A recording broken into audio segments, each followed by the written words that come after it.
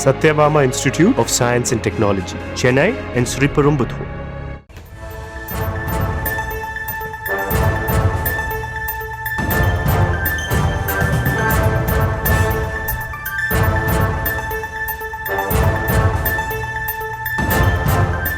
கடலூரில் சாலையோரம் நிறுத்தியிருக்கும் லாரி ஓட்டுநர்களை அரிவாளால் வெட்டி கொள்ளை சம்பவம் நிகழ்ந்திருக்கிறது. விவரங்களை செய்தியாளர் பாரிவள்ளல் வழங்க கேட்கலாம். பாரிவள்ளல் வணக்கம். இப்போது இந்த சம்பவம் நிகழ்ந்தது, மேலும் இந்த விசாரணை வளையத்திற்குள் சந்தேகப்படும்படியாக யார் யாரெல்லாம் கொண்டு வரப்பட்டிருக்கிறார்கள், விவரம் என்ன? நிச்சயமாக விழுப்புரம் நாகப்பட்டினம் தேசிய நெடுஞ்சாலை பணி துவங்கி கடந்த ஓராண்டாக நடைபெற்று வருது.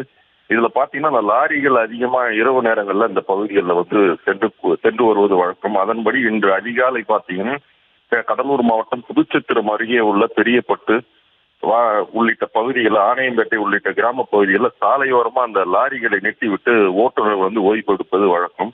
அவர்களை குறிவைத்து இளைஞர்கள், அதாவது இருசக்கர வாகனத்தில் வரும் இளைஞர்கள், அதாவது 4 பேர் கொண்ட கும்பல் அவர்களை தாக்குதல் பண்ணிவிட்டு அவங்களிடம் செல்போன் மற்றும் தேவையான பொருட்களை எடுத்துட்டு போயிடுறாங்க. இது குறித்து அந்த லாரி ஓட்டுநர்கள் கேட்கும்போது, அதிகாலையில் நாங்கள் போக்க மயக்கத்தில் வர்றதுனால சற்று ஓய்வு எடுப்பதற்காக இந்த சாலையோரம் நாங்கள் நிறுத்தியிருக்கோம். எங்ககிட்ட அந்த இளைஞர்கள் உங்க செல்போன் கொடுங்க, நாங்கள் அந்த தந்துரம் பேசிட்டு தரோம் அப்படின்னு சொல்லிட்டு வாங்கிறாங்க. ஆனா எங்களை அதுக்கப்புறம் காட்டி மிரட்டி எல்லாத்தையுமே பறிமுதல் செஞ்சிடறாங்க. இதுல எங்களுடைய ஜிபே நம்பர் கேட்டு வாங்கிறதுனால எங்களுடைய பணமும் கொள்ளை போகக்கூடிய ஒரு சூழ்நிலை உருவாயிடுச்சு.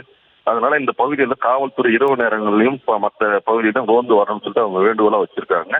தொடர்ந்து இது போற சம்பவம் நடக்குதுனால இவங்க தற்சமயம் புதுச்சத்தம் காவல் நிலையத்துல அந்த வழிப்பறி சம்பவம் புகார் தெரிவிச்சிருக்காங்க. விவரங்களுக்கு நன்றி Pari Vallal. Satyabama Institute of Science and Technology, Chennai and Sriperumbudur.